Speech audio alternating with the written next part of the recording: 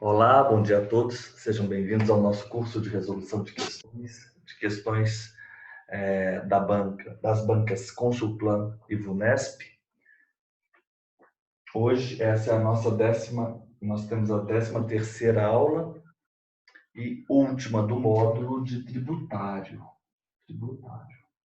O tema da aula de hoje é a exclusão do crédito tributário, garantias, privilégios e administração tributária. Parte final do CPI. Então, de mãos aí, tendo em mãos o arquivo que eu já lhes enviei, vamos lá para os exercícios pertinentes à exclusão do crédito tributário. Vamos lá passar por todos. O presidente da República ele assinou um tratado internacional de comércio no qual se compromete a isentar os impostos federais, estaduais e municipais incidentes sobre os bens e serviços importados de país estrangeiro. Posteriormente, o referido tratado ele foi ratificado pelo Poder Legislativo Federal, considerando o previsto na Constituição Federal e a jurisprudência do STF, é correto afirmar: o presidente da República, no nosso sistema, ele ocupa duas funções, ele exerce duas funções. E quais seriam?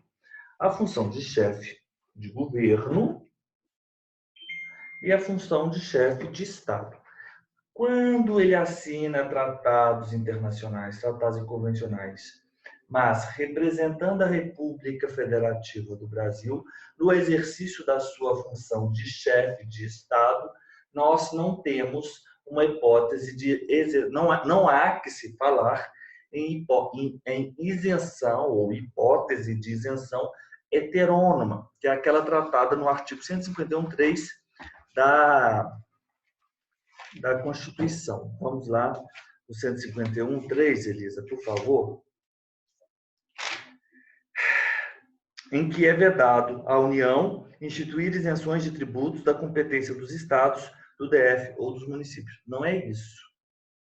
Aqui nós temos uma outra situação. E essa atuação como chefe de Estado, representando a República Federativa do Brasil, ela já foi chancelada pelo próprio STF em vários julgados. Isso está já assentado, pacificado.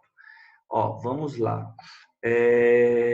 Temos o pleno no RE 229096 do Rio Grande do Sul. O presidente da República não subscreve tratados como chefe de governo, mas como chefe de Estado, o que descaracteriza a existência de uma isenção heterônoma, o que é vedado pelo artigo 151, parágrafo 3º, inciso 3 da Constituição. Ótimo, esse é um dos julgamentos. 2011, a cláusula de vedação inscrita no 151, que proíbe a concessão de isenções tributárias heterônomas, é inoponível ao Estado Federal Brasileiro, à República Federativa do Brasil, incidindo unicamente no plano das relações institucionais domésticas, essa vedação heterônoma, tá? De isenção heterônoma do 151.3. Ela incide unicamente no plano das relações institucionais domésticas que se estabelecem entre as pessoas políticas de direito público interno. Nada impede que o Estado Federal Brasileiro celebre tratados internacionais que veiculem cláusulas de exoneração tributária em matéria de tributos locais, ou estaduais, ou municipais, pois a República Federativa do Brasil, ao exercer o seu poder de fazer tratados, eu estou fazendo uma tradução literal aqui da expressão em inglês, treaty making power, estará praticando ato legítimo que se inclui na esfera de suas prerrogativas como pessoa jurídica de direito internacional público que detém, face das unidades meramente federadas, o monopólio da soberania e da personalidade internacional. Ministro Celso de Mello, no RS 543943. Ótimo. Então, vamos lá. Não há restrição constitucional à previsão de isenção pela União de tributos de competência dos Estados, seja em âmbito de negociação internacional, seja em âmbito nacional. Falso. No âmbito nacional, 151.3, já vimos. Embora se trate de caso de isenção heterônoma, falso, não se trata de caso de isenção heterônoma. Não se aplica a vedação à concessão de isenções heterônomas pela União, quando essa atua como representante da República Federativa do Brasil. Sim, verdade. Para que a isenção relativa aos impostos estaduais tenha eficácia, a Constituição exige prévia aprovação pela maioria dos membros do CONFAS. CONFAS é só ICMS. CONFAS é só ICMS. Os outros tributos estaduais, nós precisamos de lei para termos a isenção. As vedações relativas a impostos estaduais e municipais são consideradas isenções heterônomas e são vedadas.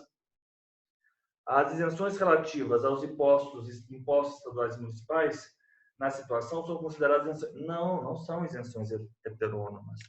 Ficou bem claro, né? Bem claro. 2. Uma lei municipal instituiu em 2009 o IPTU para imóveis alugados a entidades educacionais privadas com fins lucrativos que destinem ao menos 10% das vagas a alunos que são oriundos de famílias com renda per capita inferior a um salário mínimo.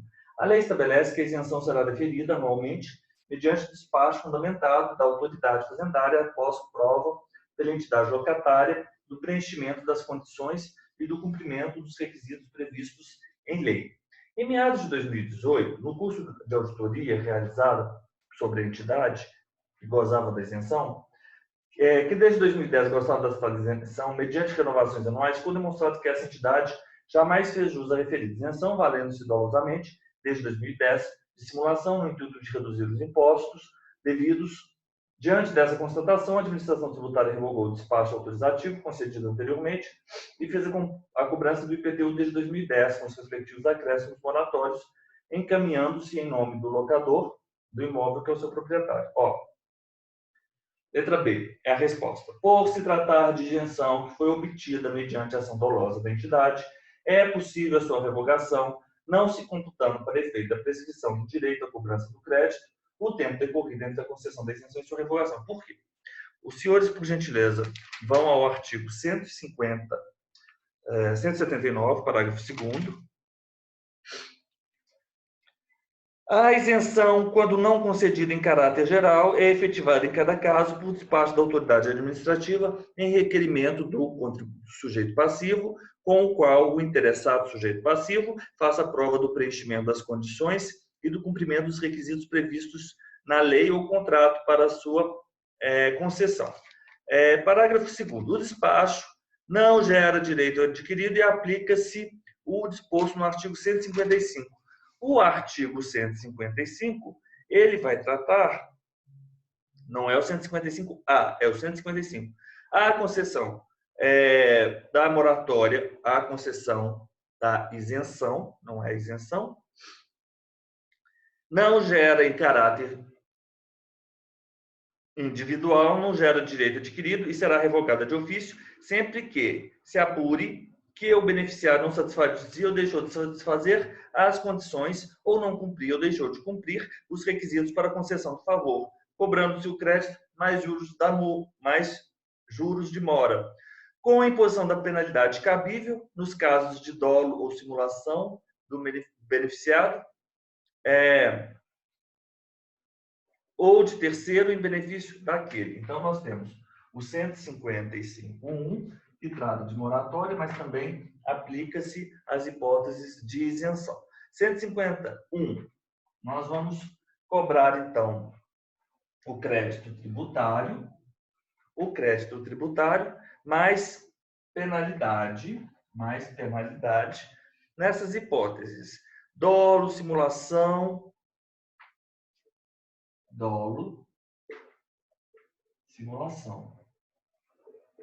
2. Sem imposição de penalidade.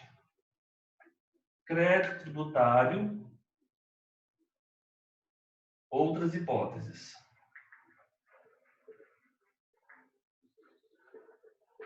Outras hipóteses.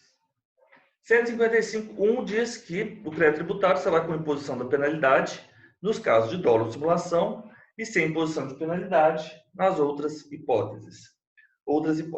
No caso do inciso 1, o tempo decorrido entre a concessão da moratória e a revogação não se computa para efeito de prescrição do direito à cobrança do crédito. Então, aqui, o prazo da constituição o prazo, o tempo decorrido entre a concessão da moratória, vamos colocar lá, concessão, e a revogação. Nesse tempo, nessa hipótese, não há prescrição, porque houve o dolo, né? No caso do inciso 1, o tempo decorrido entre a concessão e a revogação não se computa para efeito da prescrição do direito à cobrança do crédito. Não prescrição, não prescreve. E o 2, a revogação só pode ocorrer antes de prescrito o referido direito. Então, a concessão e a revogação, prescrição.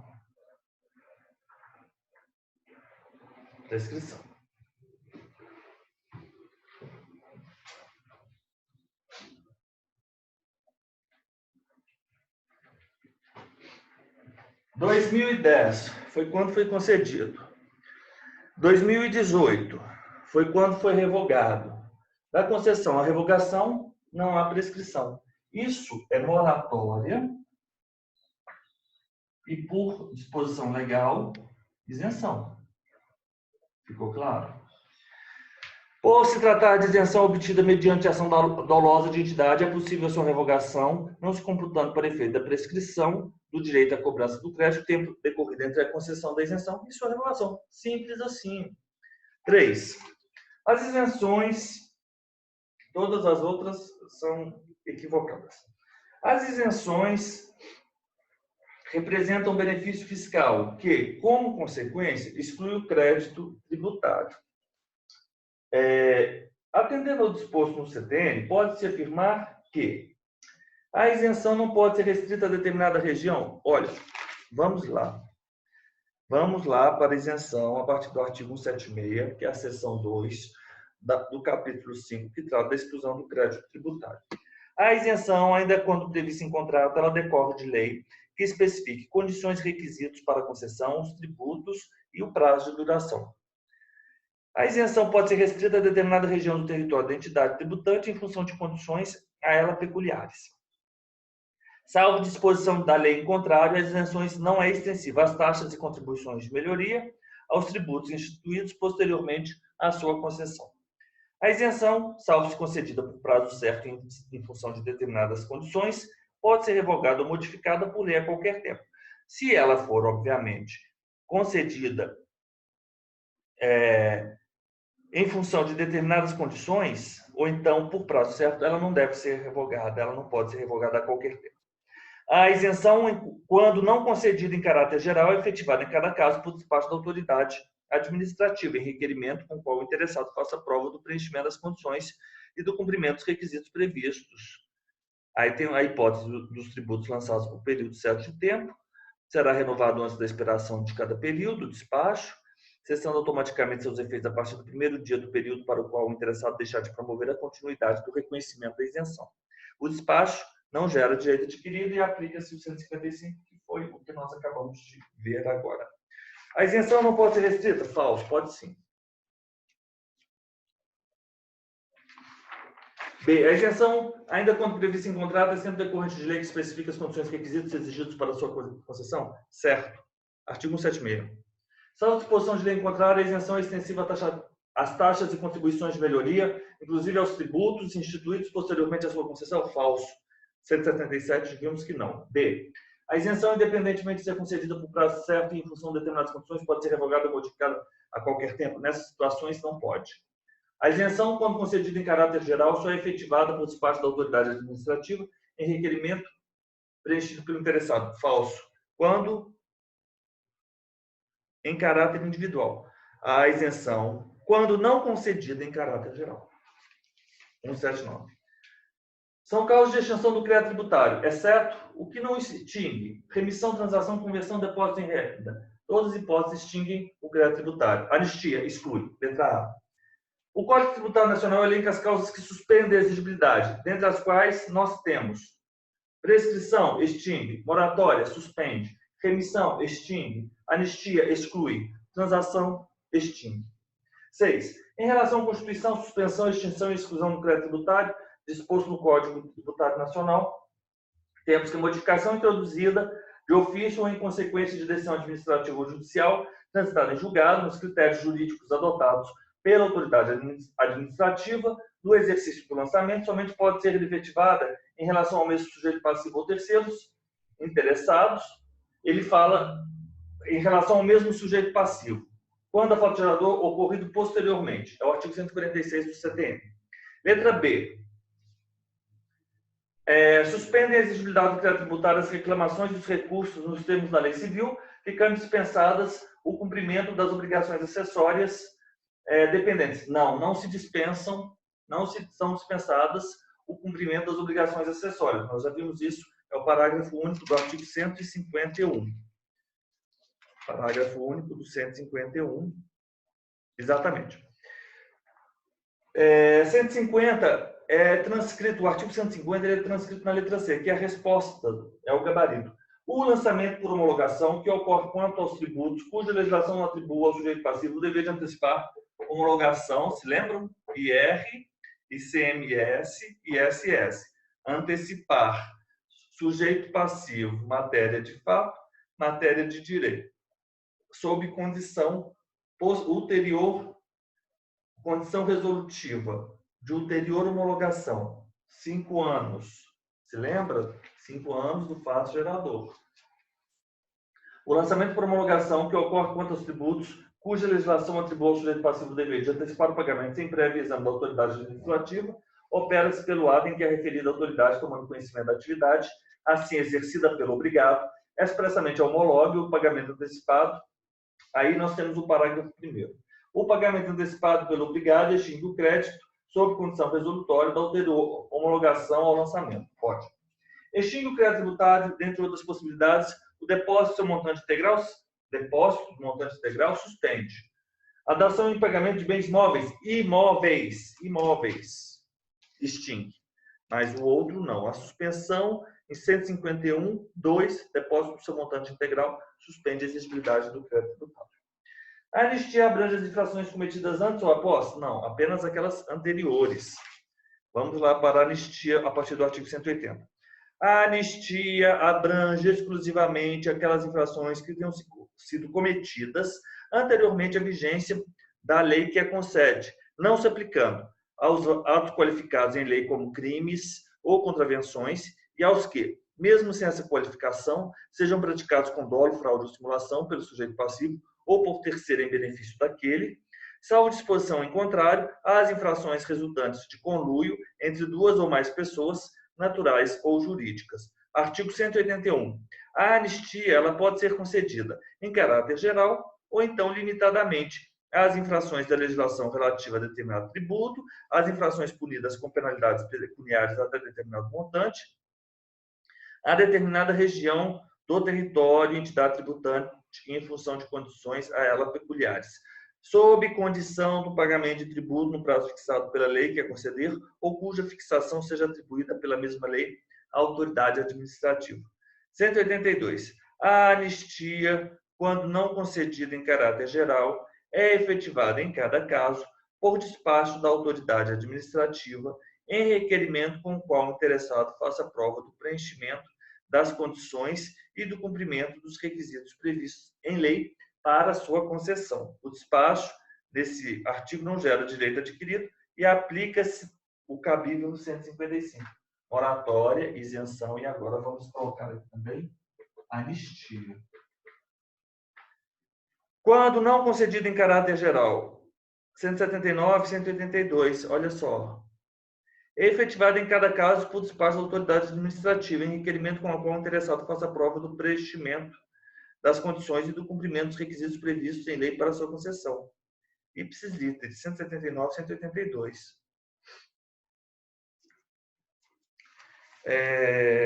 Letra E, né? 6. 7. No que concerne as modalidades de exclusão do crédito tributário, segundo o CTN, é correto afirmar que isenção, salvo disposição de lei em contrário, é extensiva aos tributos instituídos posteriormente à sua concessão. Isenção, isso não faz o menor sentido.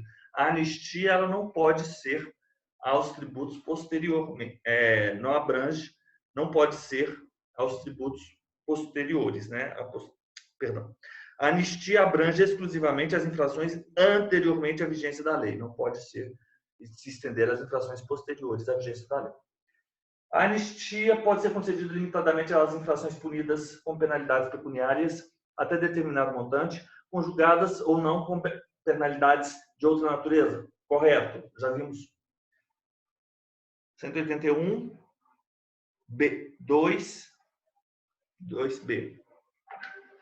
A isenção, quando não concedida em caráter geral, é efetivada em cada caso por parte da autoridade administrativa em requerimento com o qual o interessado faça prova do preenchimento das condições, situação em que o despacho concessivo gera direito adquirido falso, não gera. D. Anistia não pode ser concedida limitadamente a determinada região? Pode. A anistia abrange exclusivamente as infrações cometidas posteriormente? Falso, anteriormente. 8. O ITR, por disposição constitucional, não incide sobre pequenas glebas rurais, definidas em lei, quando as explore o proprietário que não possua outro imóvel. Referida disposição consiste em imunidade, letra B. 9.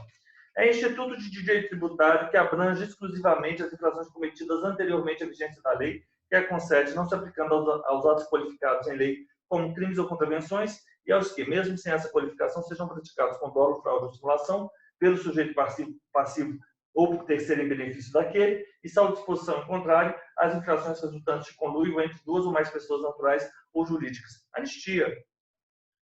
É correto afirmar que haverá prejuízo financeiro aos municípios caso haja concessão de isenção pela União do seguinte tributo.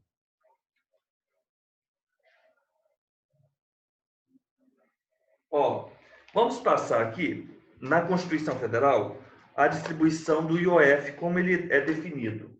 153, parágrafo 5º, Elisa, por favor. 153.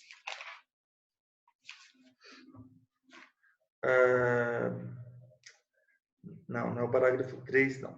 É parágrafo 5º. O ouro, quando definido em lei como ativo financeiro ou instrumento cambial, sujeita-se exclusivamente à incidência do IOF, devido na operação de origem, que é o 5, operações de crédito, câmbio, seguro ou relativas a títulos ou valores mobiliários. Então, eu vou tirar uma foto aqui.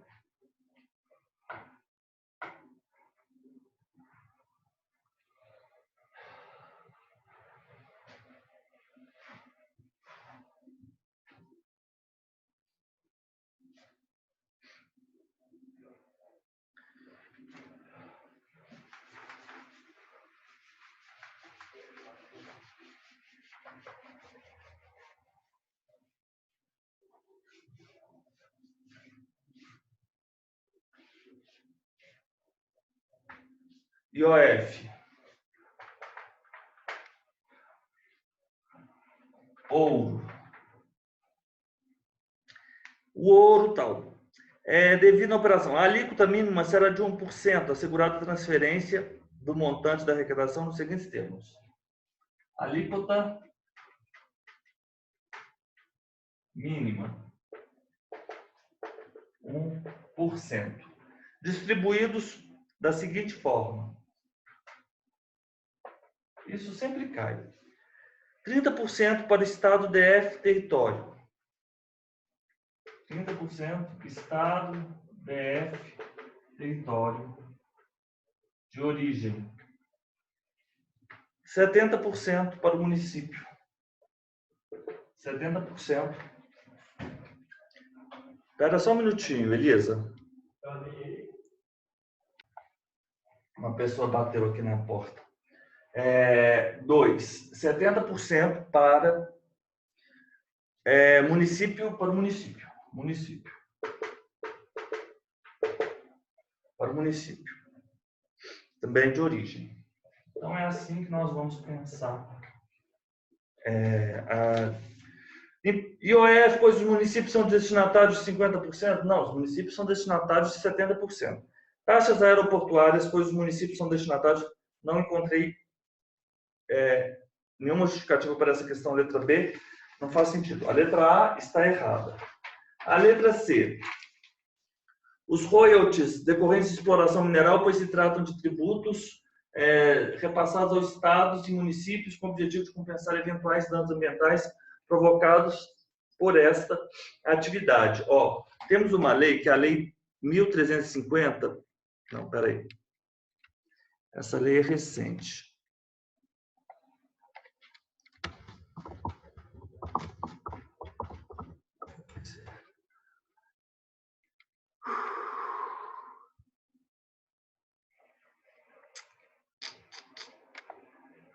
STF valida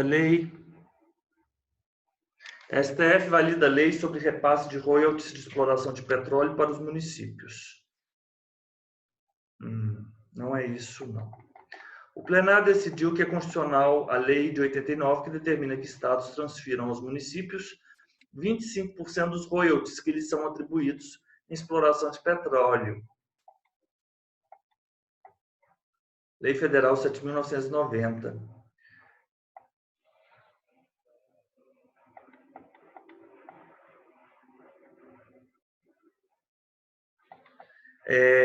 Na verdade, não é 100%, o limite é 60%, mas essa lei aqui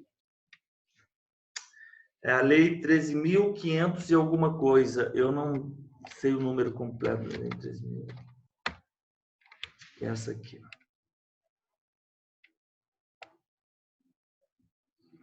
Enfim, a letra C não é, também já estamos extrapolando o escopo. Vamos lá para a letra D. Imposto sobre que é a resposta. IPI industrializado, pois os municípios são destinatários de 25% dos recursos repassados ao Estado pela União, proporcionalmente ao valor das respectivas exportações de produtos industrializados. Elisa, se você for ali no artigo 157, nós temos uma regra no artigo 157 que diz o quê? Que o produto da arrecadação do imposto da União sobre rendas e proventos de qualquer natureza, incididos na fonte, sobre rendimentos pagos a qualquer título por ele, suas autarquias e suas fundações que instituírem e mantiverem, então, pertencem ao Estado. IDF. O imposto de renda retido na fonte, por eles, né, que eles promoverem a retenção, e 20% do imposto residual. 20% do imposto residual que for instituído pela União, nos termos do artigo 154.1. 154.1.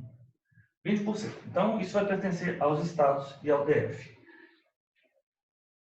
O 158, ele está falando que vai pertencer ao município. 100% do imposto de renda. 100%, aqui é 100%. 100% do imposto de renda retido na fonte. Sobre rendimentos pagos a qualquer título por ele, suas autarquias e pelas fundações. Ó, é autarquia e fundação. Não se deixe enganar, porque não há que se falar em empresa pública. Nos exercícios que nós fizemos, eles sempre trazem a expressão empresa pública aqui. Não. 2. 50% de qual tributo? ITR. E se eles fiscalizarem, 100%. Caberá aos municípios. 50% da arrecadação do imposto do Estado, do IPVA.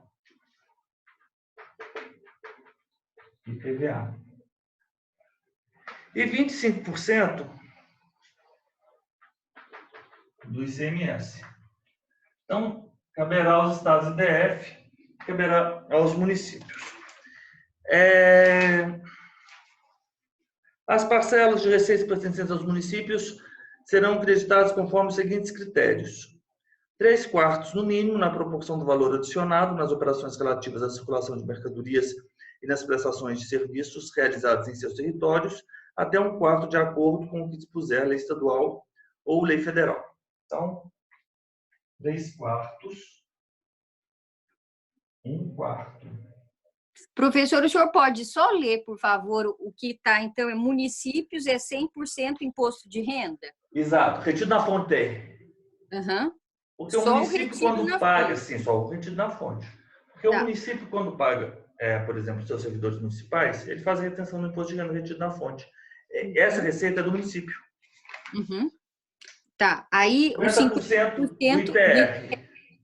Tá. A Os, menos que seja cobrado pelo próprio município? a não ser que ele faça a fiscalização. Se ele promover a fiscalização, aí sim é 100% dele.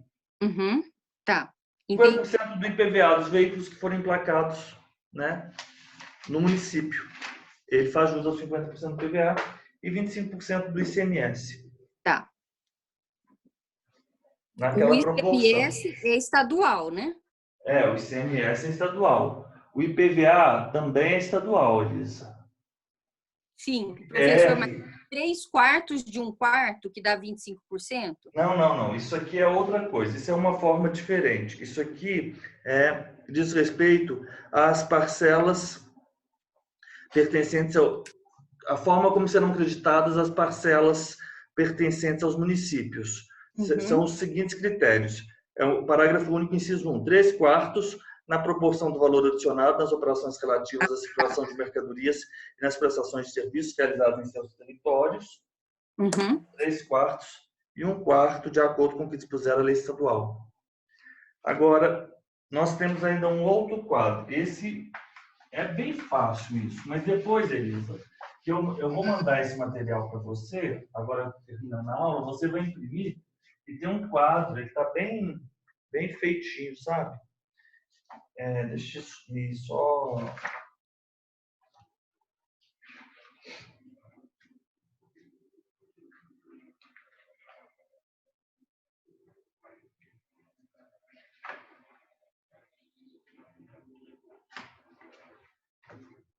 Esse aqui, 159. Vou fazer aqui de novo. Ó, a União, ela tem o imposto de renda e tem o IPI, não tem? A receita tributária, receitas tributárias decorrentes do IR e o IPI. Desse valor, 49% será distribuído da seguinte maneira, Elisa. 21,5% vai para o Fundo de Participação dos Estados. Fundo de Participação dos Estados. 22,5% vai para o Fundo de Participação dos Municípios. 3%, Elisa, vai para o Programa de Financiamento do Setor Produtivo da região Norte, Nordeste, Centro-Oeste. Programa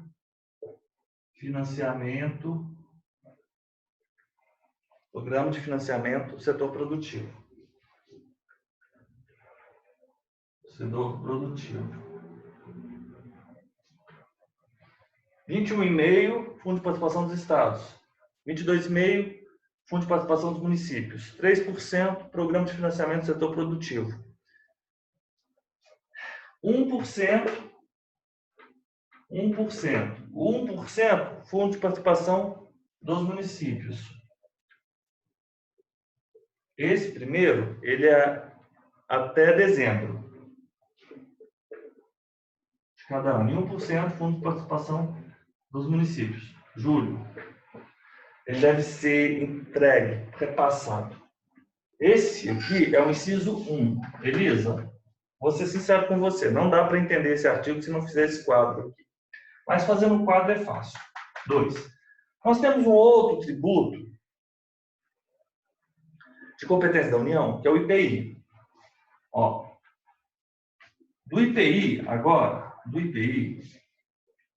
nós vamos repassar 10% para os estados.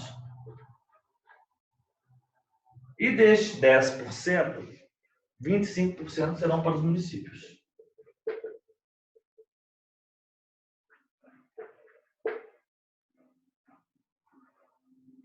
E nós temos ainda 3. A CID Combustíveis.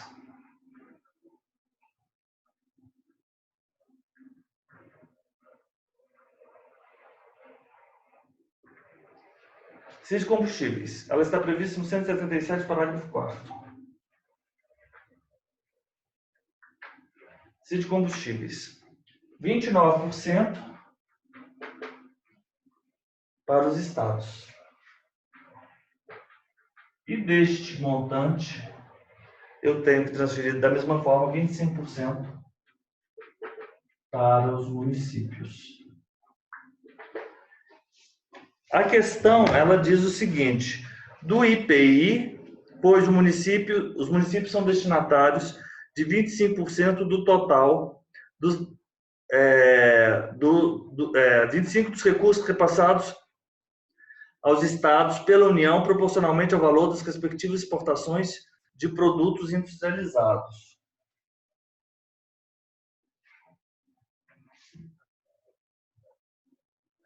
Conseguiu visualizar? Ah, tá. Esse daí não é no 159, é lá no 177, parágrafo 4º, né? Não, 159, inciso 1, 2 e 3. Eu entendi, professor, mas e esse do 159, parágrafo 3º, não tem a ver com isso, né? Os respectivos estados entregarão... Não, eu dos inciso recursos que 3º. Ó, o 159, nós temos o inciso 1, e cada uma dessas setinhas é uma das alíneas. Tá.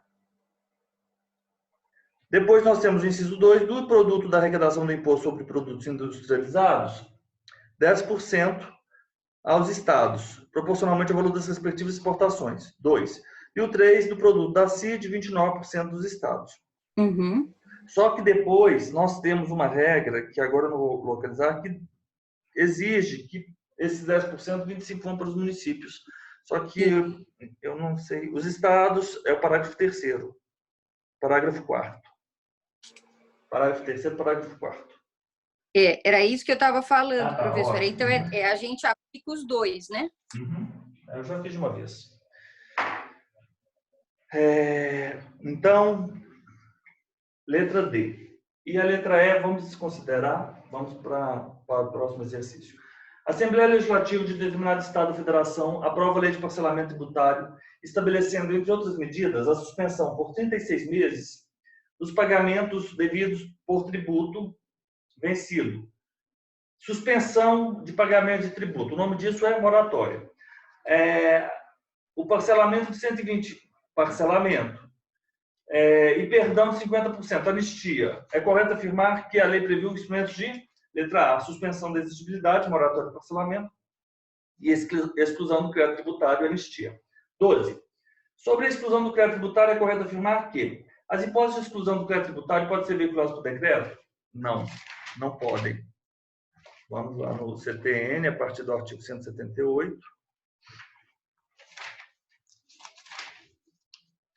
CTN. Ó. A isenção, ainda quando? Ó, exclui o crédito tributário, isenção e anistia. A exclusão do crédito tributário não dispensa o cumprimento das obrigações acessórias dependentes da obrigação principal, cujo crédito seja excluído ou delas consequente. A isenção, ainda quando prevista em contrato, é sempre decorrente de lei que especifica as condições e requisitos exigidos para a sua concessão, os tributos a que se aplica e, sendo o caso, o prazo de sua duração. A isenção pode ser restrita, enfim, aí continuamos. Mas isenção e anistia sempre por lei. Interpreta-se literalmente a legislação que dispõe sobre a exclusão do crédito tributário? Sim, nós já vimos isso. 111. Interpreta-se literalmente a legislação tributária que dispõe sobre suspensão e exclusão, ou toque de isenção, dispensa do cumprimento das obrigações tributárias acessórias. A exclusão do crédito tributário dispensa o cumprimento das obrigações acessórias? Não, não dispensa. A isenção, a moratória e a anistia são causas de exclusão? Não, moratória é causa de suspensão. A lei disporá quanto aos efeitos da exclusão total ou parcial do crédito sobre a ulterior verificação da irregularidade da sua constituição, o que diz o artigo 156, parágrafo único.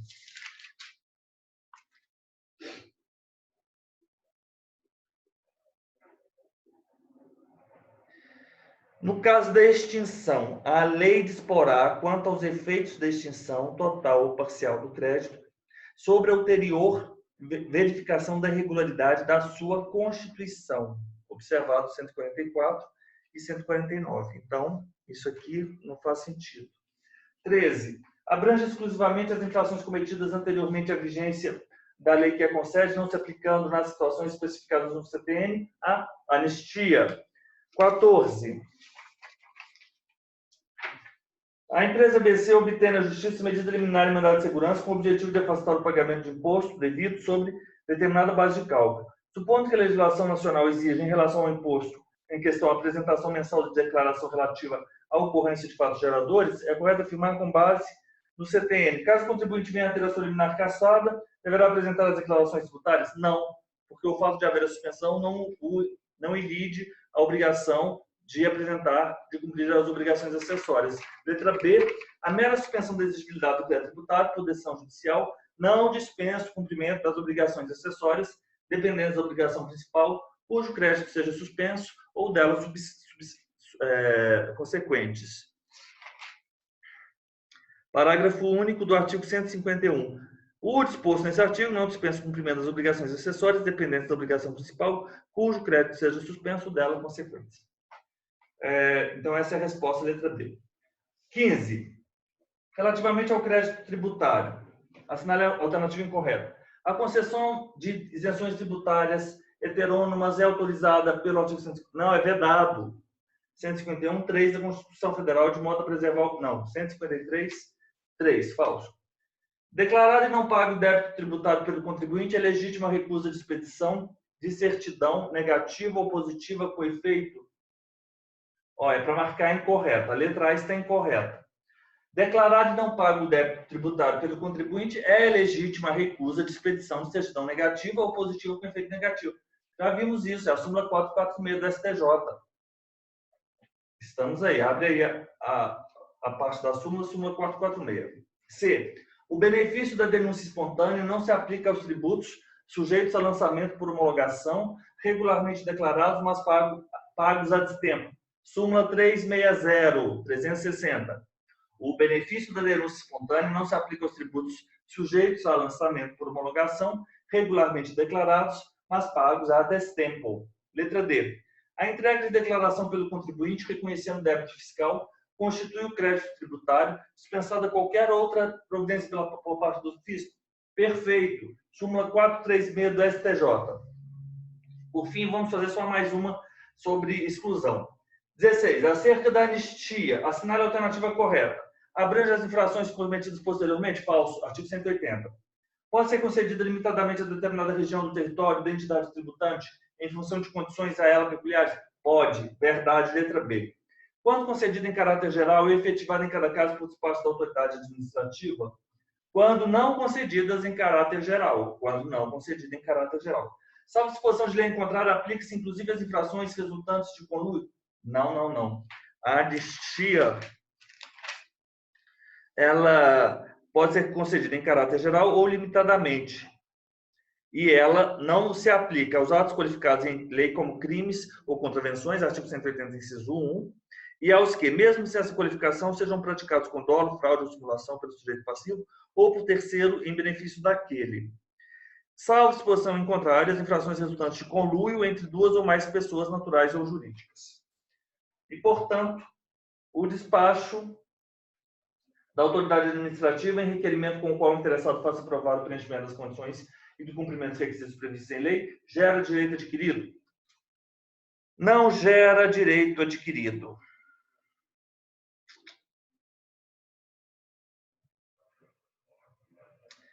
Parágrafo único 182. Então, nós terminamos aqui a nossa parte de exclusão. Vamos fazer o nosso intervalo aí rapidinho, de 10 minutos, e nós já voltamos com a parte das garantias e privilégios. Nós vamos resolver aí 10 exercícios das garantias e privilégios, e depois nós vamos resolver aí mais 10 exercícios da administração tributária.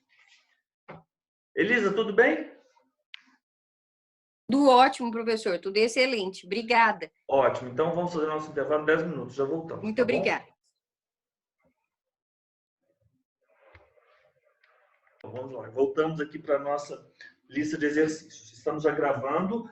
Quanto aos privilégios e as garantias do crédito tributário na falência, é correto afirmar que Ó, nós temos duas situações, Elisa. Eu até imprimi aqui e os créditos concursais são aqueles que concorrem, né? Eles são antes de se declarar a falência. Vamos ter isso em mente. Qual a ordem de créditos? Perdão. A ordem, nós temos duas ordens. Uma quando nós temos falência, eu vou dizer não falência, e uma quando nós temos a falência. Vamos dizer assim, a ordem dos créditos. Se estivermos tratando de não falência, de CTN, né, apenas, nós vamos seguir a regra do artigo 186. O crédito tributário prefere qualquer outro, seja qual for a sua natureza ou o tempo de sua constituição, ressalvados os créditos decorrentes da legislação do trabalho. Então, nós vamos ter os primeiros, os créditos da legislação acidentes de trabalho.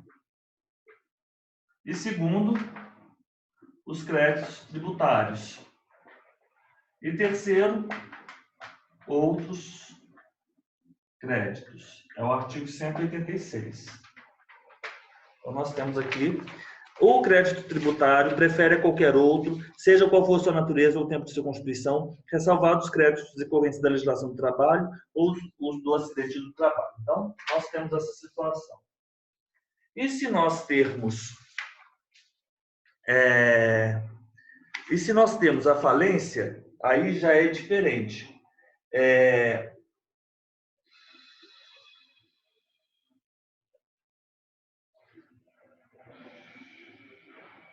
E aí nós temos que conjugar com o artigo 83 da Lei de Falências, que eu vou chamar de Lei de Falências. O primeiro seria... Eu vou escrever aqui. Tem outros dispositivos também. Já fiz um resumo aqui para nós vencermos. Despesas cujo pagamento antecipado seja despesas da administração da falência.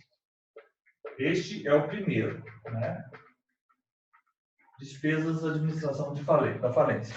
Inclusive na hipótese de continuação provisória das atividades do falido, que serão pagas pelo administrador judicial com recursos disponíveis. Depois, o segundo são os créditos trabalhistas salariais. Créditos trabalhistas salariais. São 3 meses, vencidos, né, em 3 meses, e o limite é de 5 salários mínimos. Depois, nós temos os créditos extraconcursais, que são os créditos que estão previstos no artigo 188 do CTN. Vamos lá a eles. São extraconcursais os créditos tributários decorrentes de fatos geradores ocorridos no curso do processo da falência. Então, são os créditos tributários na falência. Então, esses são os terceiros. Depois, nós temos aqui eu vou colocar quarto, quinto, sexto, sétimo, oitavo, nono, décimo primeiro, 12º. São muitos. O quarto são os créditos passíveis de restituição. Quinto, aqui nós vamos ter os créditos da legislação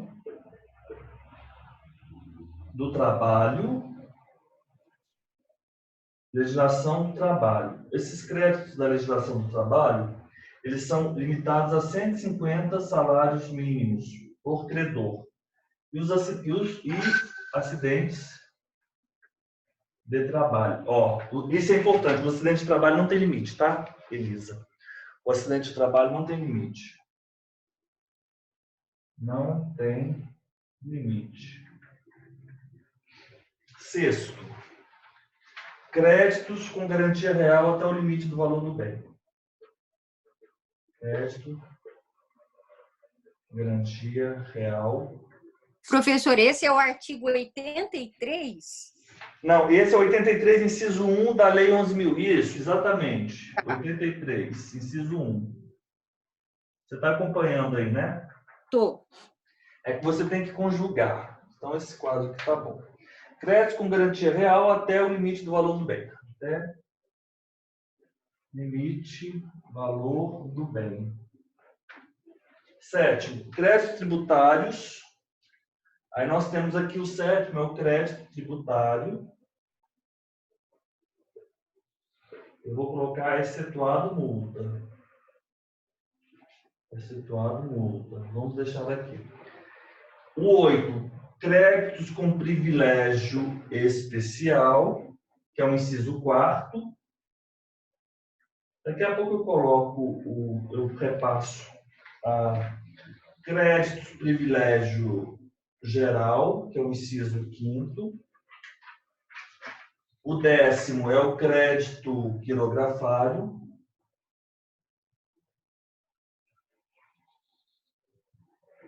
Crédito quirografário, que é o inciso 6º. O 11 são as multas e penalidades, multas contratuais.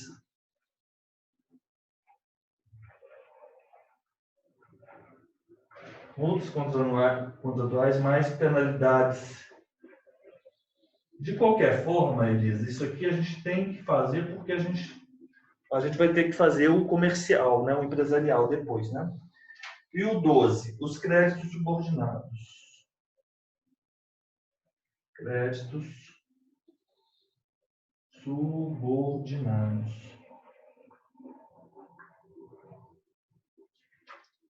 Ó, a multa tributária prefere apenas aos créditos subordinados na falência. Ó. Então é isso. Na falência, não falência, nós vamos ter legislação acidente de trabalho, créditos tributários, outros créditos. E se tivermos falência? Né? Aí muda um pouco. Despesas de administração da falência, créditos trabalhistas.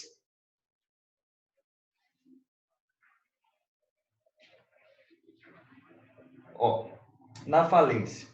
O crédito tributário não prefere aos créditos extraconcursais ou às importâncias passíveis de restituição. Por isso que eu coloquei créditos de restituição, os créditos da legislação trabalhista e de acidente do trabalho e o crédito tributário. Então, o inciso 1, 186, parágrafo único. Você está entendendo como eu estou conciliando os artigos?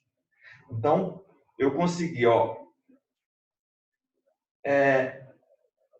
O 186. O crédito tributário prefere qualquer outro, seja qual for a natureza ou o tempo de sua constituição, ressalvado os créditos na legislação do trabalho e de acidente do trabalho. Então, eu cumpri o 186 caput, do lado esquerdo. Na falência, o crédito tributário não prefere os extraconcursais, que são estes aqui, que são os créditos que foram constituídos na falência, durante a falência, ou as importâncias passíveis de restituição. Marquei aqui, restituição. Os termos da lei alimentar, nem aos créditos com garantia real. Crédito com garantia real. Limite, valor bem gravado. Limite, valor bem gravado. Professor, o senhor pode só ler para mim, só para eu saber se eu copiei certo. Então, o primeiro são as despesas com a administração da falência, o segundo, os créditos trabalhistas, o terceiro são os créditos concursais e o quarto, os de restituição. Não, o terceiro são os créditos extraconcursais. O terceiro. Extraconcursais. Extraconcursais. Aí o quarto é que são os de restituição. Os créditos extraconcursais Elisa, a definição está no artigo 188. Do São CTN. são aqueles créditos tributários que foram constituídos na falência. Depois, Sim. o quarto, eu vou tirar créditos de restituição e vou colocar importâncias passíveis de restituição, que fica melhor. Tá. O quarto é a mesma coisa. Importâncias passíveis De restituição. restituição. Aí é que vem os créditos tributários. Não, ainda não.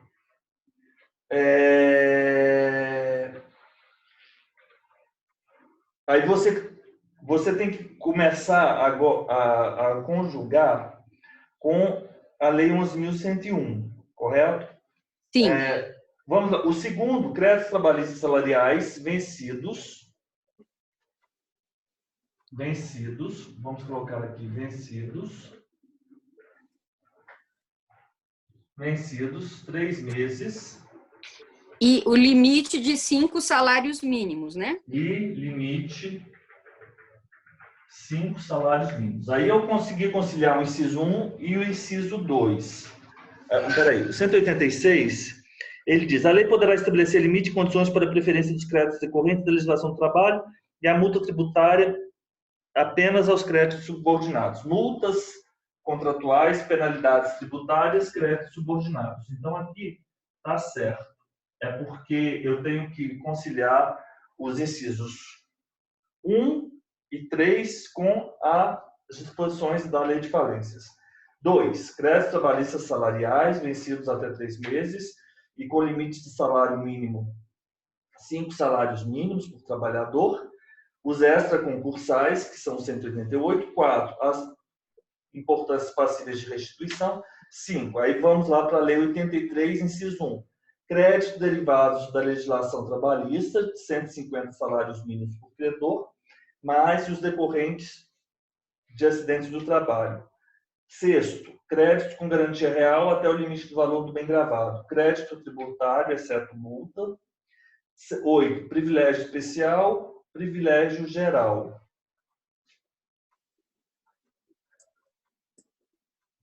Privilégio geral. Créditos quirografários, multas contratuais e penalidades. Multas penais e tributárias. Penalidades tributárias. E créditos subordinados. Sim. Nós temos uma definição para créditos subordinados também. A multa tributária não prefere ao crédito. A multa tributária prefere ao crédito. Não prefere ao crédito. Prefere ao crédito subordinado, sim. A então, multa tributária está no 186, parágrafo único, inciso 3. Exato, exato. Mas aí, Elisa, você tem que ter em mente o seguinte: esse quadro, sabe por Sim. quê? Porque senão embanana, como diríamos aqui em Minas Tá. Gerais. Porque já os estudiosos aqui se debruçaram sobre o tema, que não sou eu, eles já definiram o que é melhor para a gente. Então, vamos adotar, porque eu acho difícil conciliar essas duas disposições. Então, aqui já está pronto. Professor, só o sexto que não entendi. O sexto é o quê? Crédito? Crédito com garantia real até o limite do valor do bem gravado. Ah, tá. É o da garantia real. Aí já vai lá para a lei de falências, né? Tá. Não, ele está no inciso 1, Elisa. Tá. O crédito, 1, nem aos créditos com garantia real no limite do valor do bem gravado. Tá. Então, é isso. Vamos lá. A cobrança judicial do crédito tributário está sujeito à habilitação em falência? Nós sabemos que não. A cobrança judicial 187 do crédito tributário não é sujeita ao concurso de credores ou habilitação em falência, recuperação judicial, concordata, inventário ou arrolamento. Sim. O concurso de preferência somente se verifica entre as pessoas de direito público. Primeiro, União, Estado, DF, territórios, conjuntamente pro rata, municípios conjuntamente pro rata. Então, a União sai ganhando aí em última análise. Letra D. O crédito tributário ele não prefere aos créditos extraconcursais.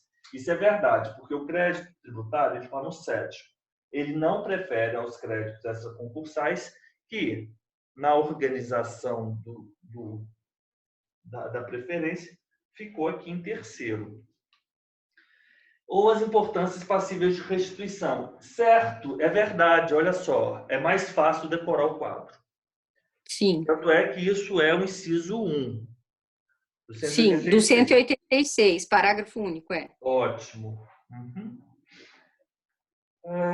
Os créditos decorrentes, letra D então é a resposta. Os créditos decorrentes da legislação do trabalho preferirão sempre aos créditos tributários, independentemente de seu valor? Não, porque nós temos aqui no 186 que a lei poderá estabelecer limites, condições para a preferência dos créditos decorrentes da legislação do trabalho. Agora, no decorrer dos exercícios, nós vamos ver aqui, porque aquele que ultrapassa o valor de 150 salários mínimos, eu não sei como ele é nomeado, agora me fugiu. Uhum. Você se recorda? O crédito... Eu não lembro, professor. A classificação dele, né? Uhum. O acidente do trabalho, não, mas eu não sei se ele é subordinado. Daqui a pouco nós vamos lá continuar, nós vamos descobrir essa classificação. Letra E, falso. Sobre garantias e privilégios e preferências do crédito tributário. Assinale a alternativa correta. Presume-se fraudulenta alienação ou alienação de bens ou rendas ou seu começo por sujeito passivo em débito para com a Fazenda Pública por crédito tributário regularmente inscrito com a dívida ativa. É o caput 185, né? Exatamente. O disposto nesse artigo não se aplica na hipótese de terem sido reservados pelo devedor bens ou rendas suficientes ao total pagamento da dívida. Elisa, então vou pedir para você ter em mãos aí o Lumicolor. Tá. E vamos fazer uma leitura conjunta aqui. O 183, a enumeração das garantias atribuídas nesse capítulo ao crédito tributário não exclui outras que sejam expressamente previstas em lei, em função da natureza ou das características do tributo a que se refiram. A natureza das garantias atribuídas ao crédito tributário não altera a natureza deste nem a da obrigação tributária que corresponda. 185, acabamos de ver agora.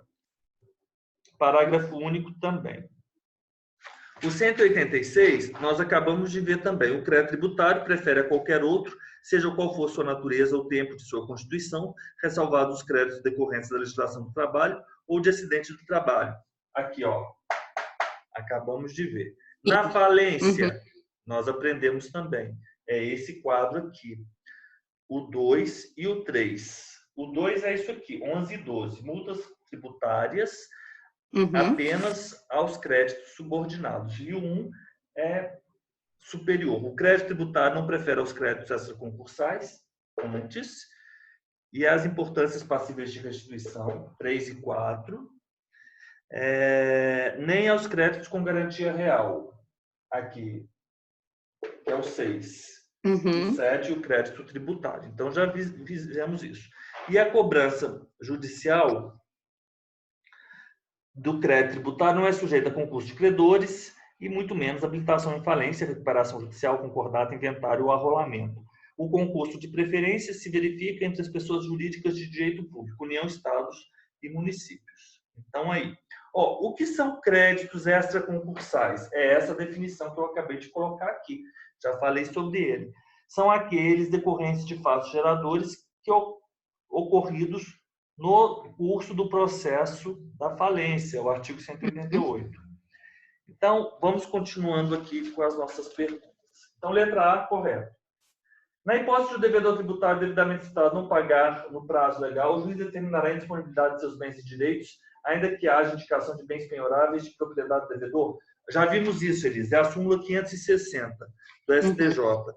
A súmula 560, ela fala para esgotar a decretação da indisponibilidade de bens e direitos, na forma do artigo 185-A, pressupõe o exaurimento das diligências. Ele fala, na verdade, exaurimento das diligências na busca por bens penhoráveis, o qual fica caracterizado quando infrutíferos o pedido de constrição sobre ativos financeiros e expedição de ofício aos registros públicos do domicílio do executado ou DETRAN ou DENATRAN, 560. Esse nosso curso nós vimos todas as súmulas tributárias, tá bom? Tá. Você pode fazer um concurso aí para um fiscal de rendas, gestão de dados de empresa, que você vai tirar o primeiro lugar. C, Elisa, responde pelo pagamento do crédito tributário a totalidade dos bens e das rendas de qualquer origem ou natureza do sujeito passivo, seu espólio ou sua massa falida, exceto os gravados por ônus real ou cláusula de inalienabilidade ou impenhorabilidade. Elisa, 184. Inclusive, né? Inclusive, não exceto. Inclusive. Exato.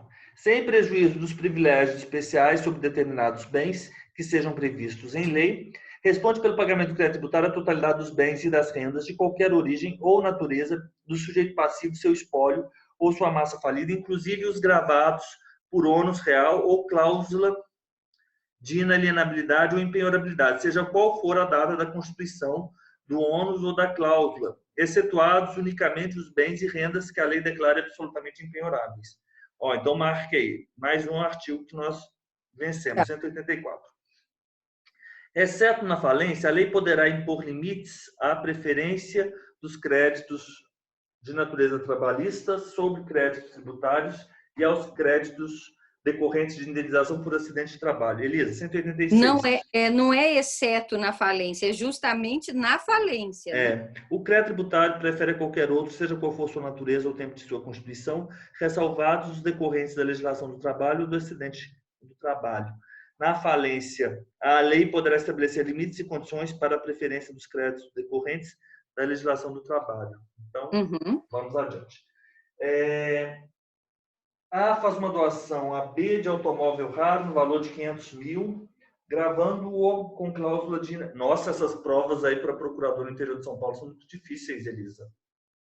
Sim. A faz doação a B... A faz a doação a B de automóvel raro no valor de 500 mil, gravando-o com cláusula de inalienabilidade, incomunicabilidade e impenhorabilidade. A cerca de 2 anos após a doação, é executado por dívidas fiscais relativas a fatos geradores anteriores à doação. A respeito da situação descrita, é correto afirmar, primeiro, 183 e 184. A enumeração das garantias atribuídas nesse capítulo ao crédito tributário não exclui outras que sejam expressamente previstas em lei em função da natureza ou das garantias do tributo. E, sem prejuízo dos privilégios especiais sobre determinados bens que sejam previstos em lei, responde pelo pagamento do crédito tributário a totalidade dos bens e das rendas de qualquer origem ou natureza do sujeito passivo, seu espólio, sua massa falida, inclusive os gravados por ônus real ou cláusula de inalienabilidade ou impenhorabilidade, seja qual for a data da constituição do ônus ou da cláusula, excetuados unicamente os bens e rendas que a lei declara absolutamente impenhoráveis. Então, professor, é a letra C. É a letra C. Letra C, Elisa.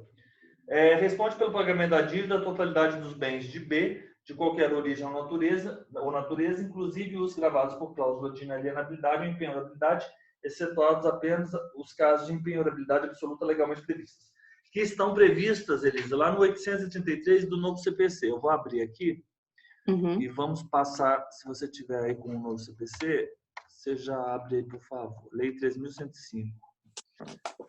Ctrl F, artigo 833.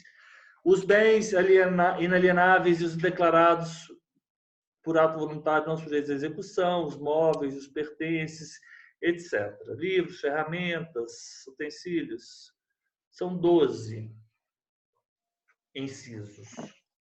É o 883? Não, qual é? É 833. 833, tá. Obrigada. Esses são os absolutamente impenhoráveis. As garantias do crédito tributário trazidas pelo Código Tributário Nacional definem que a enumeração das garantias atribuídas ao crédito tributário apresenta um rol exemplificativo, pois não exclui outras que sejam expressamente previstas em lei. Perfeito, não. Artigo 183. É o 183? Porque a enumeração das garantias atribuídas neste capítulo é letra A. 4, letra A. A enumeração das garantias atribuídas nesse capítulo ao crédito tributário não exclui outras que sejam expressamente previstas em lei. Tá. Não é? A natureza das garantias atribuídas ao crédito tributário pode alterar a natureza da obrigação tributária que corresponda. Parágrafo único do 183. A natureza das garantias atribuídas ao crédito tributário não altera a natureza do crédito tributário, nem a natureza da obrigação tributária que corresponda. Letra B, falso. Sem prejuízo dos privilégios especiais sobre determinados bens, responde pelo pagamento do crédito os bens que a lei declara absolutamente penhoráveis? Não. Não. Isso é falso porque os absolutamente são excetuados. É a parte final do 184. Sem prejuízo dos privilégios especiais sobre determinados bens que sejam previstos em lei, responde pelo pagamento do crédito tributário a totalidade dos bens e das rendas de qualquer origem ou natureza do sujeito passivo, seu espólio, massa falida, inclusive os gravados por ônus real ou cláusula de inalienabilidade, excetuados unicamente o uso 833 do novo CPC. Sim. Se presume fraudulenta alienação ou oneração de bens por sujeito passivo por crédito tributário regularmente lançado, ele fala 185. Presume-se fraudulenta alienação ou oneração de bens ou rendas ou seu começo por sujeito passivo em débito para com a fazenda pública por crédito tributário regularmente inscrito como dívida ativa. E não lançado, Lançado, né? Não. 185. Presume-se fraudulenta alienação ou oneração de bens ou rendas ou seu começo por sujeito passivo em débito para com a fazenda por crédito tributário regularmente inscrito em dívida ativa. O disposto nesse artigo não se aplica na hipótese de terem sido reservados pelo devedor bens ou rendas suficientes ao total pagamento da dívida. Ótimo. Na hipótese do devedor ainda não citado não pagar o débito no prazo legal, o juiz poderá determinar a indisponibilidade de seus bens e direitos? 185A, Elisa. Devidamente citado. Devidamente citado. Então, marca aí o 185A. Tá.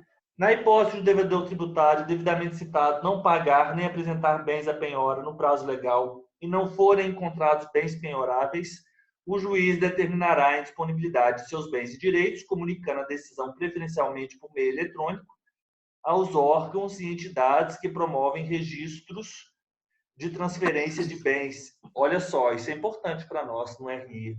A DOI tem a ver com isso, Elisa. Na verdade,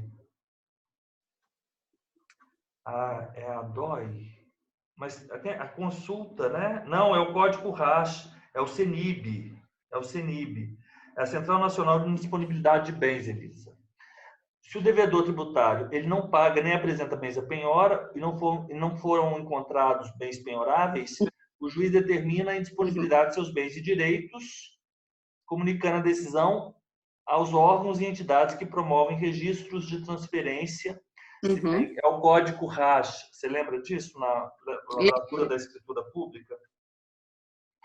Especialmente ao registro público de imóveis e às autoridades supervisoras do mercado bancário e do mercado de capitais, a fim de que, no âmbito de suas atribuições, façam cumprir a ordem judicial.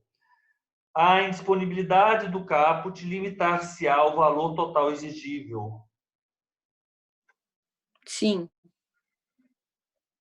Valor exigível. Devendo o juiz determinar o imediato levantamento da indisponibilidade dos bens ou valores que excedem esse limite.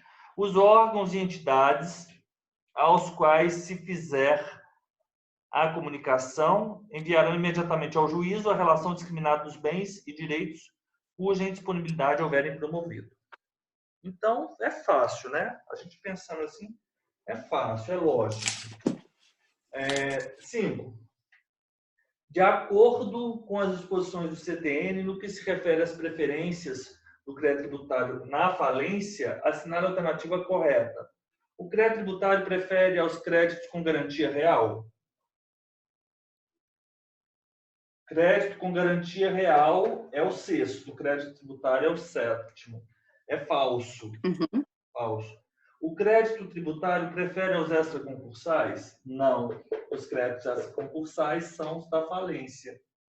São os créditos tributários constituídos no decorrer da falência. Falso também. A multa tributária prefere apenas aos créditos subordinados? Verdade. Ficou mais fácil, não ficou? Ficou bem mais fácil.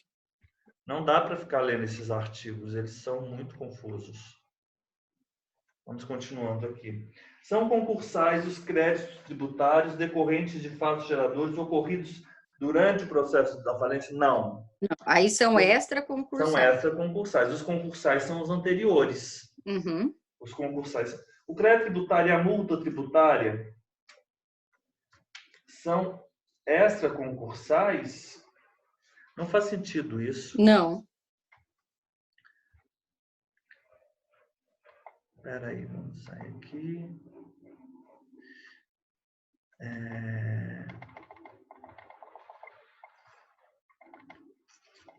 Deixa eu ver aqui só uma...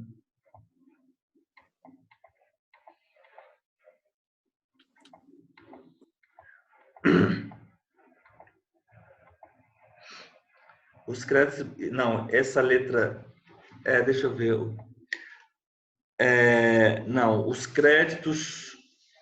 O crédito tributário... Não, o crédito e a multa, eles não são... São extraconcursais? Não, não é isso. O crédito extraconcursal é este. O crédito tributário, regra geral, ele é concursal. Concorda? Uhum. O crédito e a multa é concursal. Não, não faz sentido essa letra E. Então, vamos lá. Os créditos extraconcursais, legislação trabalhista. Eu só preciso saber a definição dos subordinados. Os subordinados, professor, o senhor falou que talvez eles estivessem definidos aqui também, não é? Não, eu estou procurando isso. Espera aí. 8º, créditos subordinados, eles estão... tá. Espera aí. É no artigo 83 da Lei de Falências. A Lei de Falências, a Lei 11.101, né? Essa lei aqui é daquelas. Ctrl F, artigo 83.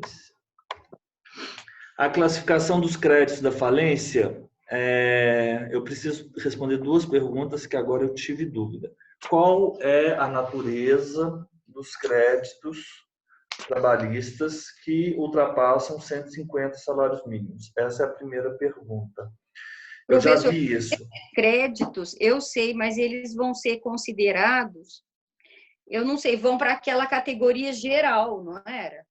Eu não sei se é especial, geral ou quirografário.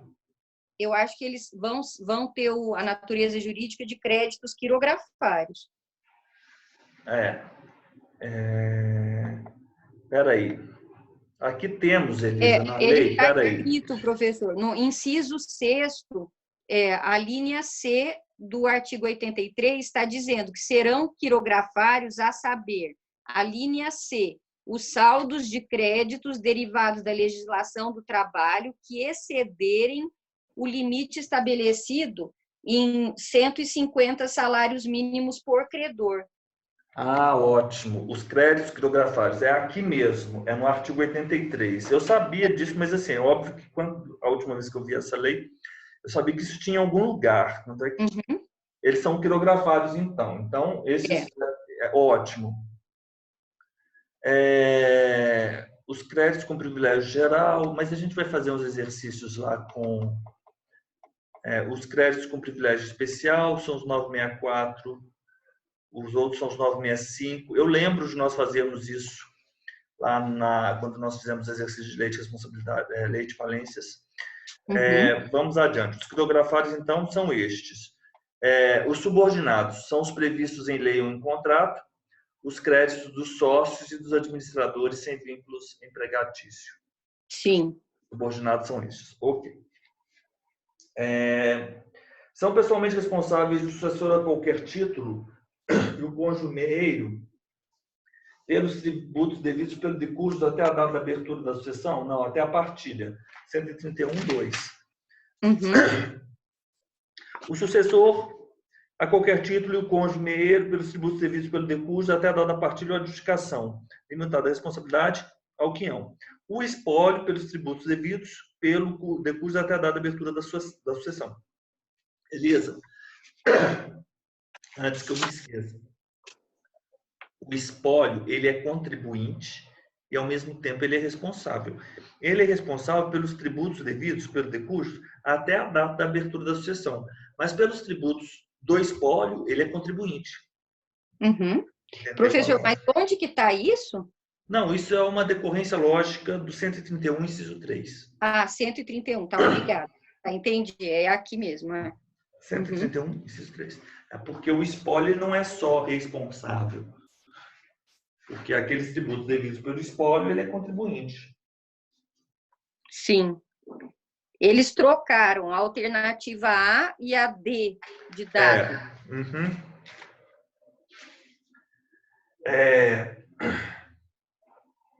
Letra B.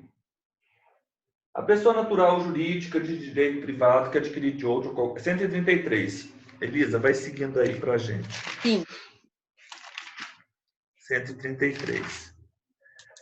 A pessoa natural ou jurídica de direito privado que adquirir de outra por qualquer título, fundo de comércio ou estabelecimento comercial, geralmente isso está certo. E continuar na respectiva exploração sobre a mesma ou outra razão social, responde pelos tributos relativos ao fundo de estabelecimento adquiridos, devidos até a data do ato subsidiariamente, se o alienante cessar a exploração. Não, integralmente, inciso 1. A palavra aqui, subsidiariamente, é integralmente. Letra C. Em processo de falência, o produto da alienação judicial da empresa, filial ou unidade produtiva isolada permanecerá em conta de depósito à disposição do juiz da falência pelo prazo de 1 ano, da data de alienação, somente podendo ser utilizado para o pagamento dos créditos extraconcursais ou de créditos que preferem ao tributário. 133, parágrafo 3º. Em processo de falência, o produto de alienação judicial ficará à disposição e extraconcursais e são os que preferem a falência. Os créditos extraconcursais. Então, esse está certo. Certo, é letra C. É pessoalmente responsável o espólio pelos tributos devidos pelo decursos até a data da partilha de adjudicação? Até a abertura da sucessão. Até a data da abertura da sucessão. Porque os tributos devidos até a data da partilha, ele não é responsável, ele é contribuinte. A lei pode atribuir de modo expresso a responsabilidade pelo crédito tributário à terceira pessoa, não vinculada ao fato gerador da respectiva obrigação, desde que mantendo a responsabilidade do contribuinte ou atribuindo a este em caráter solidário, supletivo, artigo 128.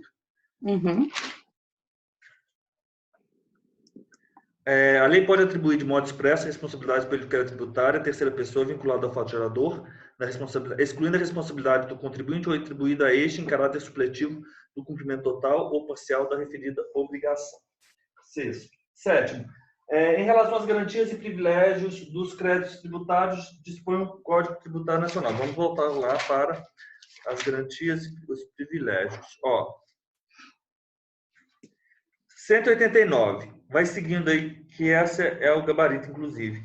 São pagos preferencialmente a quaisquer créditos habilitados em inventário, arrolamento, ou a outros encargos ou monte, os créditos tributários vencidos ou vincendos a cargo do decurso ou de seu espólio, exigíveis no curso do processo de inventário ou arrolamento. É como se fossem extraconcursais, concorda? Entre aspas, sim. Né? São pagos preferencialmente a quaisquer créditos habilitados em inventário ou arrolamento, os créditos vencidos ou vincendos a cargo do decurso ou do seu espólio, exigíveis no curso. Contestado o crédito tributário, proceder-se-á na forma do parágrafo 1º do artigo anterior, né? Que o juiz remeterá as partes ao processo competente, mandando reservar bens suficientes, extinção total do crédito e seus acrescidos, se a massa não puder efetuar a garantia da instância por outra forma, ouvido quando a natureza e valor dos bens reservados, representando a fazenda pública interessada. Estamos aqui no B. São concursais os créditos decorrentes de fatos geradores ocorridos no curso extraconcursais. 188, né? Exato. Presume-se fraudulenta alienação, oneração de bens ou rendas ou seu começo por sujeito a tipo de crédito tributário inscrito ou não em dívida ativa? Não. O ou não é que está errado, né? Inscrito como dívida ativa, ok. Dívida ativa. 185. Exato. O crédito tributário prefere a qualquer outro, seja qual for a sua natureza ou tempo de sua constituição, ressalvados os créditos decorrentes da legislação do trabalho ou do acidente de trabalho superiores a... Aí nós temos a 150 salários mínimos. Olha aqui, né, que é trazido pela lei de falência, né? Por isso que a gente tem que conciliar. Na falência, o crédito tributário prefere aos extraconcursais Não, os extraconcursais preferem o da falência. É o contrário. Não é isso? É. Ok. 8. A cobrança judicial do crédito tributário tem as garantias previstas no CTN de forma taxativa, vimos que não, o qual é exemplificativo. Não excluem outras advindas da lei. Pode estender-se à totalidade dos bens e das rendas de qualquer origem ou natureza, do sujeito passivo, seu espólio, excluídos os gravados, apenas os gravados com cláusula. Não, inclusive estes, excetuados unicamente os bens e rendas que a lei declara absolutamente impenhoráveis. Uhum. Pode acarretar indisponibilidade da totalidade dos bens e rendas de qualquer origem ou natureza do sujeito passivo, seu espólio, inclusive os de seus sucessores. Isso é falso, ó. Os sucessores é o parágrafo primeiro. A indisponibilidade limitar-se ao valor do total exigível, devendo o juiz levantar de imediato os bens ou valores que excederem esse limite. Não faz sentido, né? Os sucessores é o limite sempre. Do município, em regra, impede que o devedor celebre contrato ou participe de processo de licitação com a União, o Estado ou o DF, independentemente do crédito tributário referir-se à atividade em cujo exercício contrato ou concorre. Impede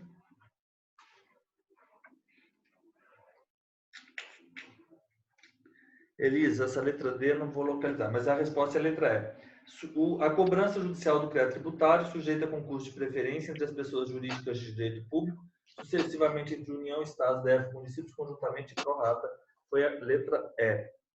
Uhum. Ó, fizemos muitos exercícios aqui das garantias e privilégios do crédito tributário. O 190, ele diz que são pagos preferencialmente a quaisquer outros dos créditos tributários vencidos ou vincendos a cargo de pessoa jurídica de direito privado em liquidação judicial ou voluntária exigível no curso da liquidação. 190, a extinção das obrigações do falido requer prova de quitação de todos os tributos.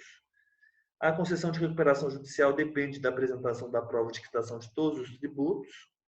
Nenhuma sentença de julgamento de partilha ou adjudicação será proferida sem prova de quitação de todos os tributos relativos aos bens de espólio ou às suas rendas. Isso é muito importante, inclusive para nós, na seara extrajudicial, Elisa. Nós sabemos disso, né? Salvo 193. Salvo quando expressamente autorizado por lei, nenhum departamento da administração pública da União, dos Estados, DF, dos municípios ou autarquia celebrará contrato ou aceitará proposta em concorrência pública sem que o contratante ou proponente faça prova de quitação de todos os tributos devidos à fazenda pública interessada relativamente à atividade em cujo exercício contrata ou concorre. Relativamente... eu acho que com esses exercícios nós conseguimos ver esse capítulo 6º bem, as disposições gerais, vimos todos os artigos. Agora, Elisa, vamos fazer alguns cinco exercícios aqui do último bloco, do bloco 14. Sabe por que a gente não vai fazer muito exercício aqui? Por quê? Porque não é muito relevante, afinal de contas, nós não estamos fazendo concurso para auditor, nem para fiscal de receita de rendas, não é isso? Não é verdade? Então, é verdade. Vamos lá. Professor, então agora a gente vai para o bloco 14. O bloco 14, administração tributária, perfeito. Tá. Vamos lá.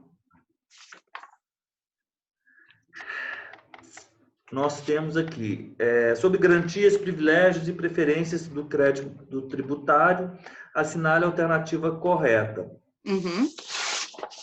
Esse aqui.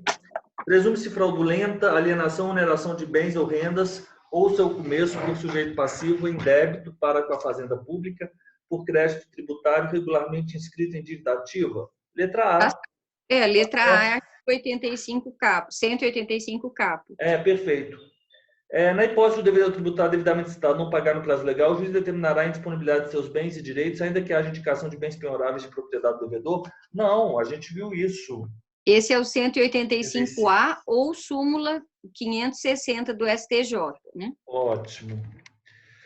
Responde pelo pagamento do crédito tributário a totalidade de bens e das rendas de qualquer origem ou natureza do sujeito passivo, seja espólio ou sua massa falida, exceto os gravados. Nós já resolvemos esse exercício, né? Inclusive os gravados, 184. Exceto aqueles do 833 do CPC. Deixa eu pegar aqui a minha caneta que caiu.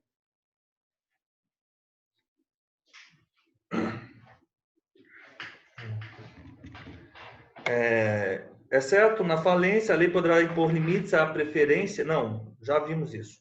São pagos preferencialmente a quaisquer créditos habilitados em inventário, os créditos tributários vencidos a cargo de cujo não se aplicando a mesma regra aos vincendos. Não, a gente acabou de ver isso. É o 189. Sim. 189. Administração tributária. Sobre a cobrança judicial da dívida ativa da Fazenda Pública, assinale a alternativa correta. Vamos lá. A inscrição de débitos em dívida ativa será feita pelo órgão competente para apurar a liquidação e certeza do crédito e interrompe a prescrição para todos os efeitos de direito por 120 dias. Fiscalização, dívida ativa, Elisa. 201. A dívida ativa da tributária é aquela que é proveniente de crédito tributário que é regularmente inscrito na repartição administrativa competente depois de esgotado o prazo fixado para pagamento, né? Esse prazo ele pode ser fixado pela lei ou por decisão final em processo regular. A fluência de juros de mora não exclui a liquidez do crédito. Ok. O termo de inscrição de dívida ativa autenticada pela autoridade competente indica obrigatoriamente esses elementos aqui. Inciso 1, 2, 3. E a certidão de dívida ativa conterá, além dos requisitos, a indicação do livro e da folha da inscrição. Onde estamos aqui? A omissão de quaisquer dos requisitos previstos no artigo anterior ou erro a eles relativo são causa de nulidade da inscrição e do processo de cobrança dela decorrente, mas a nulidade poderá ser sanada até a decisão de primeira instância, mediante substituição da certidão nula, devolvida ao sujeito passivo, acusado ou interessado, o prazo para a defesa que somente poderá versar sobre a parte modificada. A dívida regularmente inscrita goza de presunção de certeza e liquidez e tem o efeito de prova pré-constituída. A presunção a que se refere esse artigo é relativa e pode ser elegida por prova inequívoca a cargo do sujeito passivo ou do terceiro a quem aproveite.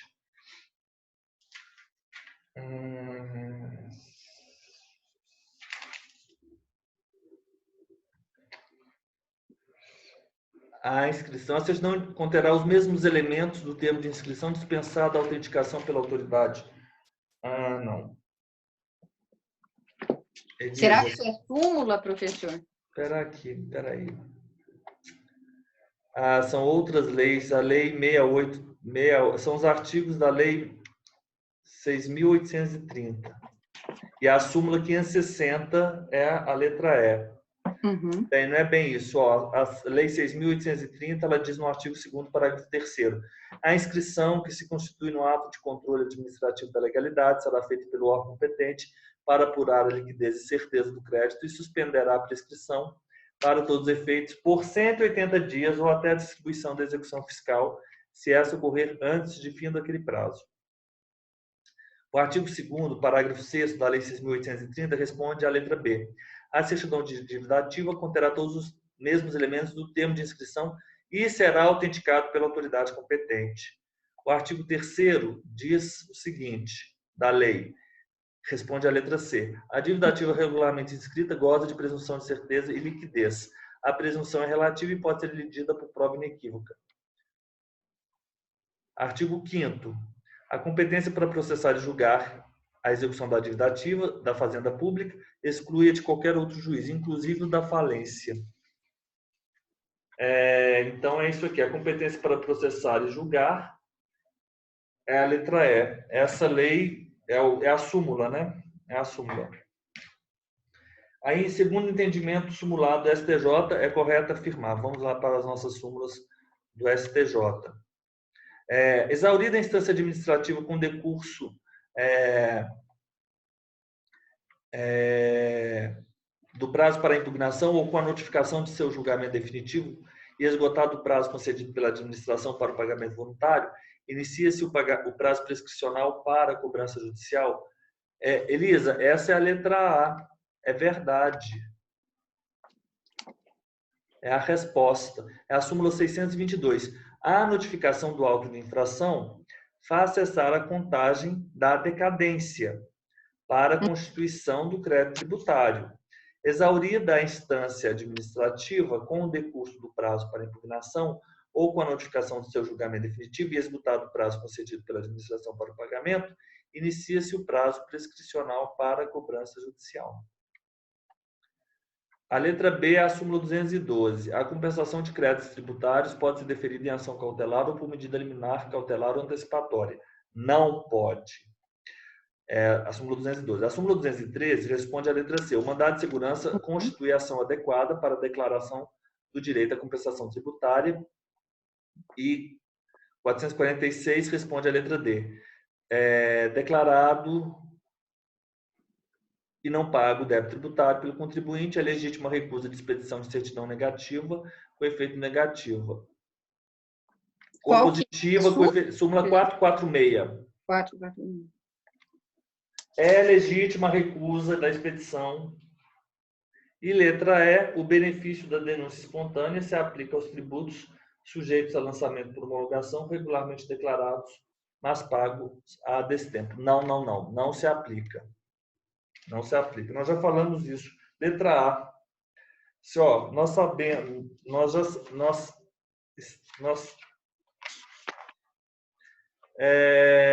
aqui estamos a tratar de requisição constitui exceção àquela hipótese de compartilhamento de informações pelos fiscos, né? Constitui exceção a essa regra. Ó, vamos lá. Porque, regra geral, o artigo 198, ele diz o seguinte. Vamos lá, Elisa, já estamos terminando. Só vamos fazer mais este exercício e mais um 5.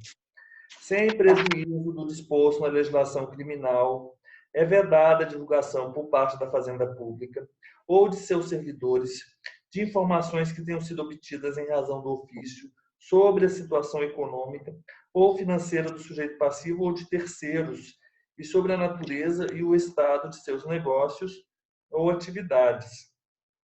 O parágrafo 1º, ele diz que excetuam-se os seguintes: requisição de autoridade judiciária, solicitação de autoridade administrativa no interesse da administração pública, desde que seja comprovada a instauração regular de processo administrativo no órgão ou na entidade respectiva, com o objetivo de investigar o sujeito passivo.